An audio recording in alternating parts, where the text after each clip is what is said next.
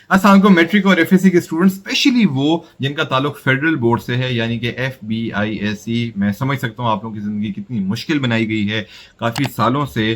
कभी जो है वो एग्ज़ाम का पैटर्न चेंज हो रहा है, कभी जो है वो बुक्स चेंज हो रही हैं, कभी सिलेबस चेंज हो रहा है। बाकी बोर्ड्स जहाँ पर एक स्टेबिलिटी पे चल रहे हैं कि हाँ भाई, किताब जो है वो भी एक ही है, सिलेबस एक ही है, एग्ज़ाम का पैटर्न भी एक ही है, पेयरिंग स्कीम्स भी एक ही हैं, तो वहाँ पर जो है टीचर के लिए भी बड़ी आसानी है पढ़ाना, बच्चों के लिए भी बड़ी आसानी है, मार्केट में बहुत सारा मटेरियल भी अवेलेबल है जहाँ से तैयारी हो सकती है। लेकिन फेडरल बोर्ड के स्टूडेंट्स के लिए काफ़ी अच्छी खासी जो है अभी ख्वारी भी है, मुश्किलात भी हैं, ना सिर्फ बच्चों के लिए, उनके टीचर्स के लिए भी, जिनको समझ ही नहीं आ रही कि यार कैसे पढ़ाना है। पिछले कुछ सालों में आप लोगों को पता है कि आप लोगों के साथ क्या हुआ है। आप लोगों के जो है वो पहले जो है वो किताब से हटाकर एसएलओ पे डाल दिया।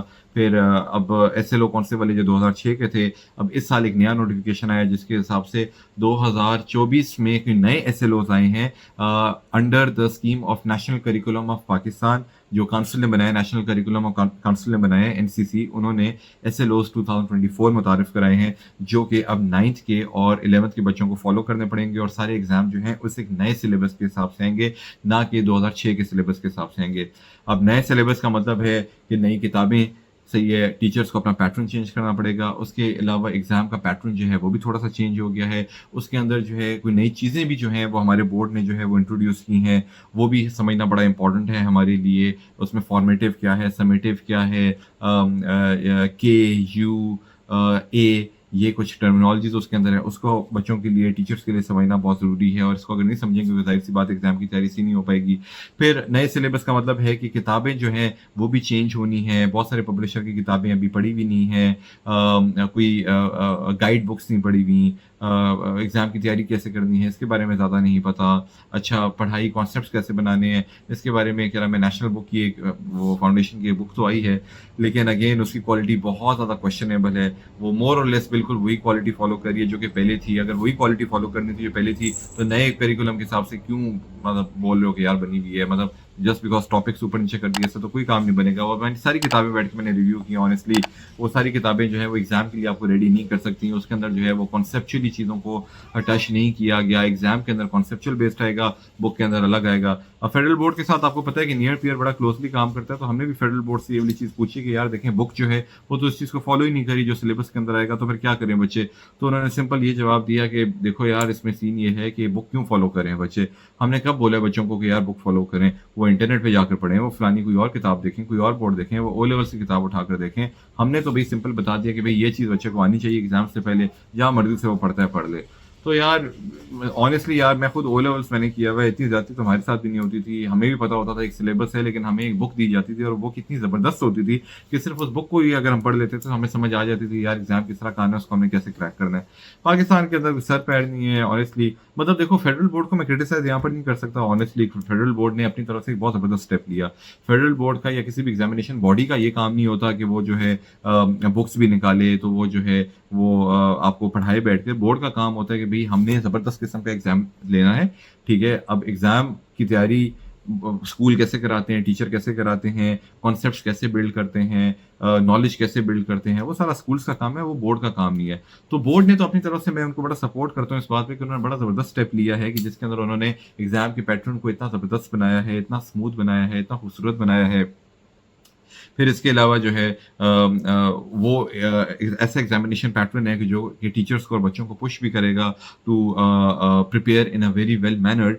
लेकिन मसला इस टाइम पे मार्केट के अंदर ये है, और आप लोगों को भी पता है कि अच्छा स्टडी मटेरियल जो है नहीं है, और इस टाइम पे टीचर्स को भी अच्छा खासा टाइम लगेगा। पिछले साल भी जिन बच्चों ने एसएलओ बेस्ड तैयारी की है, उस टाइम पे तो ये एनसीसी का नया करिकुलम भी नहीं था, तो उन लोगों ने देखा है कि 2006 के करिकुलम को भी टीचर्स जो है सही तरह नहीं पढ़ा पा रहे। 2006 के करिकुलम के अंदर के एसएलओस को भी यूज करके अच्छे कॉन्सेप्चुअल क्वेश्चंस नहीं बनाए जा रहे, जिसकी वजह से बहुत सारे बच्चों को ये पता ही नहीं एंड टाइम था कि एक तो सिलेबस ही नहीं खत्म किया जा रहा टीचर से, ऊपर से सिलेबस तो खत्म अगर हो भी गया तो ऊपर से बड़ा चैलेंज ये आ रहा है कि क्वेश्चन ही नहीं है, क्वेश्चन बैंक ही नहीं है, आइटम बैंक ही नहीं है। बच्चों को प्रैक्टिस किस तरह से कराएं, वही दकिया नुसी पुराने जमाने के सवालों को हल्का फुल्का चेंज करके करें, जबकि ऐसा नहीं है। अभी मैं नोटिफ़िकेशन देख रहा था फेडरल बोर्ड के जो अब नए पेपर्स आए हैं, उन पेपर्स को देखकर मुझे फ़ीलिंग आ रही है, क्योंकि मेरा एक बैकग्राउंड है ओ लेवल्स, ए लेवल्स का, तो देख के मुझे समझ आ गई कि यार इन लोगों ने तो एग्ज़ैक्टली वहाँ पर उस वाले सिस्टम पे अपग्रेड कर दिया ये।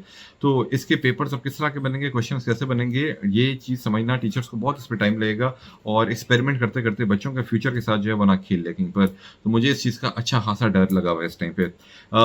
लेकिन खुशखबरी इस बात की है अल्हम्दुलिल्लाह कि हमने ये चीज़ें जो हैं आज से 3-4 महीने पहले ही फिगर आउट कर ली थी, और नियर पीरियड के ऊपर हम एक बड़े स आप लोगों ने टेंशन नहीं लेनी, आप लोगों का बड़ा भाई यहाँ पर है, नियर पीरियड यहाँ पर है, हमने आपकी इस साल फुल तरीके से हमने आपकी हेल्प करनी है।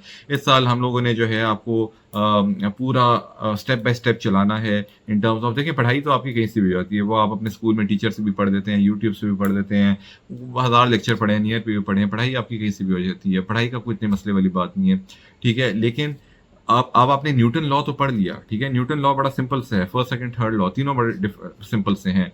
Every action has an equal reaction, या क्या नाम है फॉर एग्जांपल वो object in rest, object in motion, ठीक है? वो सारे जो मामलात हैं वो हमें पता है। जी, क्या करें हम आपके लिए? हमारी कैट्स जो हैं वो भी चाहती हैं कि क्या नाम है वो वीडियो के अंदर जो है वो आया करें, अपना थोड़ा कंटेंट। आपने आपने देना फेडरल बोर्ड का एग्जाम है, आपने भी तैयारी करनी है, जाए अभी चलें जाकर आप। अपॉलजीज फॉर दैट जी, इंटरप्शन एक होगी। अच्छा जी, तो बात ये हो रही थी कि मैं जो हूँ वो देख रहा था फेडरल बोर्ड का, क्या बात हो रही थी, जहन से थोड़ी सी निकल गई, आगे पीछे हो गई है। अच्छा, एनीवेज है, तो क्या भुला दिया, सोचनी पड़ेगी। एनीवेज खैर चले, मैं थोड़ा सा डिस्ट्रैक्ट हो गया इस वाली बात से। बट एनीवेज हाँ, मैं बात करता हूँ न्यूटन लॉ की। अब न्यूटन लॉ हम सबको पता है कि यार 3 न्यूटन लॉज के सारे होते हैं, उसका तो मसले वाली बात नहीं है। लेकिन अब उसके जब मुख्तलिफ किस्म के क्वेश्चंस आएंगे, आप उन क्वेश्चंस को कर तभी आप काबिल बनेंगे कि आप न्यूटन लॉ को डिफरेंट तरीक़ों से देखें, उसके डिफरेंट एस्पेक्ट्स को देखें, उसके ऊपर किस तरह के सवाल बन सकते हैं उसको देखें। तो नियर पीयर पे हम लोगों ने बड़े अरसे से इस चीज़ के ऊपर अल्हम्दुलिल्लाह बहुत मेहनत की है, और हमने बहुत ज़बरदस्त किस्म का क्वेश्चन आइटम बैंक बनाया है। और अभी फेडरल बोर्ड की जो नोटिफिकेशन आई है, आपको पता है कि फेडरल बोर्ड के साथ हम ऑफिशियल भी अल्हम्दुलिल्लाह काम करते हैं, और वो हमें बड़ा सपोर्ट भी करता है, और हम भी फेडरल बोर्ड की स्टूडेंट्स को बड़ा सपोर्ट करते हैं, और कंप्लीट फ्री ऑफ कॉस्ट भी सपोर्ट करते हैं, जहाँ पर हम लोग जो है आइटम बैंक्स बनाने में हेल्प करना और ये सारा कुछ। तो अभी जो रिसेंटली फेडरल बोर्ड ने जो मॉडल पेपर्स निकाले हैं, उनको देख के मुझे बड़ी खुशी हुई है कि वो मॉडल पेपर्स जो हैं वो मोर और लेस इनफैक्ट 100% बिल्कुल उस तरह के हैं जिस तरह का हमने अपना आइटम बैंक बनाया है। तो नियर पीयर पर बहुत जल्दी हम लोग एक बैच लॉन्च करेंगे। अभी मैं उस बैच के बारे में आपको नहीं बता रहा कि उसको कैसे ज्वाइन करना है, वो बात की बात है, लेकिन आपको बस थोड़ा सा ये फीलर दे रहा हूँ कि आपने ईजी होना है, रिलैक्स होना है, आपने ये फील नहीं करना कि आप अकेले हैं, आपने ये फील नहीं करना कि चीज़ें मुश्किल हैं। फेडरल बोर्ड मुश्किलात क्रिएट कर रहा है, अच्छी इंटेंशन से, वो एक अलग बात है, लेकिन मुश्किलात क्रिएट हो रही हैं। टीचर्स अपग्रेडेड नहीं हैं, बुक्स अपग्रेड नहीं हैं, टेंशन्स हैं, लेकिन आपको पैगाम मेरा ये है कि घबराना आपने नहीं है। नियर पीयर आपके कंप्लीट क्वेश्चन बैंक में काम कर रहा है। अभी आप स्कूल जाएँ, पढ़ाई स्टार्ट करें, 11th के बच्चे और 9th के बच्चे स्पेशली, अभी फ़िलहाल खैर हम 11th के लिए ये बना रहे हैं, तो 11th के बच्चे जो हैं वो स्कूल जाएँ, अपनी पढ़ाई करें, अपने कॉन्सेप्ट्स वहाँ से जो भी पढ़ाई करनी है करें, वो जब कर लो, घर आकर नियर पीयर का एक बैच स्टार्ट हो रहा है जिसके अंदर हम लाइव क्लासेस भी और प्री रिकॉर्डेड लेक्चर्स भी होंगे, जिसमें हम सबसे पहले आपको मल्टीपल क्वेश्चंस का एक बैंक देंगे। वो क्वेश्चन का बैंक आपने देखा, उस बैंक को आप सॉल्व करें। आप सॉल्व करने के बाद अच्छा सॉल्व करते हैं, बुरा सॉल्व करते हैं, फ़र्क नहीं पड़ता, उसको हमें भेजें। हम आपके इस बार हम लोगों ने इतनी ज़बरदस्त टीम हायर की है कि और इतना फिट उनको ट्रेन की है, आपकी सोच है, आपके भाई ने दिन रात इसी तरफ मेहनत की है, और हमने जो है इन लोगों को इतना इनेबल किया कि इस बार आप लोग जब अपना पेपर करके हमें भेजेंगे या क्वेश्चन जब करके भेजेंगे, तो 20 मिनट के अंदर अंदर, पहले एक हफ्ता लग जाता था कि बच्चों को चेक्ड असाइनमेंट से मिलती थी। इस बार क्या होगा कि 20 मिनट के अंदर अंदर आपको आपकी असाइनमेंट चेक होकर, आपको आपके मार्क्स, आपको आपका फीडबैक, वो सारा कुछ। तो हमने टाइम भी रिड्यूस कर दिया और क्वालिटी भी इंक्रीज़ कर दी अपनी चेकिंग की। तो ये चीज़ आपको बड़ी ज़बरदस्त इस बार मिलेगी। तो ये आपको मिल जाएगा। तो वन्स आपने क्वेश्चन देखा, उसका आंसर देखा, आपको उसका फीडबैक मिला, उसी के बाद जो है उसके ऊपर वीडियो होगी कि इस क्वेश्चन को सॉल्व कैसे करना था, और इस तरह के और सवाल किस तरह के आ सकते हैं। और सवाल को हल करते-करते हम सवाल को भी देख लेंगे, उसकी तरह के और सवाल भी देख लेंगे, और उसी प्रोसेस के अंदर हम उस चैप्टर को या उस कॉन्सेप्ट को भी रिवाइज़ कर लेंगे, और उस चैप्टर को और पुख्ता कर लेंगे, और कॉन्सेप्चुअल एंगल से उसको देख लेंगे कि उसके बाद कोई वजह ना बने कि हम लोग जो है किसी भी किस्म के क्वेश्चन को जो है वो जो है वो टैकल ना कर पाएँ। तो ये हम मेरे एक खुशखबरी थी जो कि मैं बड़ा एक्साइटेड था आप लोगों को बताने के लिए। तो मुश्किलात हैं मैं मानता हूँ, लेकिन अगेन फेडरल बोर्ड अभी भी मैं समझता हूँ कि it's one of the best boards in Pakistan जो कि अभी भी इनोवेट कर रहा है। और जो बच्चे फेडरल बोर्ड के साथ मुंसलिक पढ़ाई करेंगे, मेरा ख़्याल है कि वो जो पहले होता था ना पाकिस्तान में कि यार ये आपका फेडरल बोर्ड का स्टूडेंट है या बाकी बोर्ड्स का स्टूडेंट है, ये आपका ओ लेवल्स, ए लेवल्स वाला स्टूडेंट है, तो अब गैप काफ़ी हद तक ख़त्म हो जाएगा। अब ओ लेवल्स तो बहुत एक्सपेंसिव है, हर बच्चा नहीं अफोर्ड कर सकता, लेकिन मैट्रिक, एफएससी जो बच्चा फेडरल बोर्ड से करेगा, वो उसी तरह का ग्रेजुएट बनेगा जिस तरह का ओ लेवल्स, ए लेवल्स है। तो ये बड़ी फॉर्च्यूनेट चीज़ है, ये बड़ी खुशाइन चीज़ है, ये आप खुशकिस्मत है कि आप फेडरल बोर्ड के अगर स्टूडेंट हैं, फेडरल बोर्ड से पढ़ाई करेंगे, फेडरल बोर्ड के एग्ज़ाम्स देंगे, फेडरल बोर्ड के तर्ज के ऊपर कॉन्सेप्चुअल एग्ज़ाम्स देंगे, तो यूनिवर्सिटी में जाना भी आसान, एंट्री टेस्ट भी आसान, आगे आने वाली ज़िंदगी भी आसान, जॉब्स होंगी उसमें भी आसानी, as compare to other boards जहाँ पर सिर्फ रटाया दकियानूसी सिस्टम अभी तक जो है वो चल रहा है। तो आप लकी समझें अपने आप को, ठीक है? लेकिन ये लक थोड़ी-सी मुश्किलात के साथ है। आप बचपन से अगर इस तरह की पढ़ाई के आदी नहीं हैं, तो टेंशन नहीं लेनी, हम आपको आदी बनाएँगे, आपकी जहाँ-जहाँ हेल्प, कॉन्सेप्ट्स भी आपके बनाएँगे, आपको क्वेश्चन आइटम बैंक भी देंगे, चेक करके भी देंगे, उसमें फीडबैक भी आपको देंगे। आपने बस टेंशन नहीं लेनी। कुछ अरसा सुकून करें, कॉलेज जाएँ और आपने ये अपने माइंड में रखना है कि नियर पीयर बैकिंग के ऊपर आपके लिए बहुत ज़बरदस्त दिन-रात काम कर रहा है और नियर पीयर आपके लिए ज़बरदस्त बैच लॉन्च करेगा। उसका जब आप पार्ट बनेंगे, तो ये साल के आखिर में आपका 90% प्लस या अब तो ग्रेडिंग सिस्टम आ जाएगा, तो A grade, A plus grade ना आए, मैं समझता हूँ कि ऐसा मुमकिन ही इंशाल्लाह नहीं है। तो आपका बड़ा भाई है, आप नियर पीयर की पूरी टीम है, हम सब इंशाल्लाह आपकी जो है वो हेल्प करेंगे और बहुत सारी दुआएँ आपके साथ, टेंशन लेनी, ज़बरदस्त साल इंशाल्लाह आपने गुज़ारना है ये वाला। बहुत अपना ख्याल रखें, ऑल द बेस्ट, अल्लाह हाफ़िज़।